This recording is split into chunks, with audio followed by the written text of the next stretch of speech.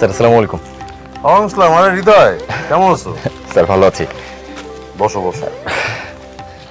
অনেকদিন পর আসলা, তুমি তো এখন আসোই না এদিকে। স্যার আসবাবে বলে আসা হয় না। স্যার একটা নতুন কবিতা লিখেছি, তাই ভালো আজকে যাই। খুব ভালো কাজ করছো। তা তোমার লেখাপড়া কেমন চলতেছে? যাচ্ছে স্যার, ভালোই যাচ্ছে। স্যার আমি সিদ্ধান্ত নিয়েছি ঢাকায় চলে যাব, সেখানে গিয়ে বাকি পড়াশোনাটা করব। বাহ, ভালো ভালো চিন্তা। বাট তুমি যে ঢাকায় যাবা, ঢাকায় কোথায় থাকবা, কিভাবে কি করবা? স্যার আমার মেজো খালামণি থাকে ওখানে। স্যার আমি ভাবছি টিউশনি করাবো, নিজের খরচটা তো চালাতে হবে। আচ্ছা শোনো, জি একটা কথা বলি।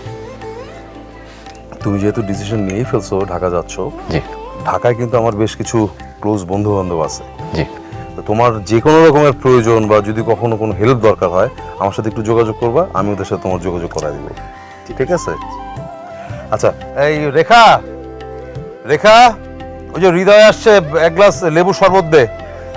স্যার আমি ঠিক আছে, আমার লাগবে না। আরে কি বলো, যে গরম পড়ছে একটু শরবত খাও, ভালো লাগবে। আচ্ছা দাও তোমার কবিতাটা দাও হ্যাঁ, দেখি, স্যার। কি লিখেছো আজকে, পড়ি। হৃদয় তোমার হাতের লেখা কিন্তু খুব সুন্দর, জানো, আমি যখনই দেখি ভালো লাগে। মা এক বিস্ময়, আমি ঘরে এলেই মা টের পায়, চুপি চুপি দোর খুলি তবু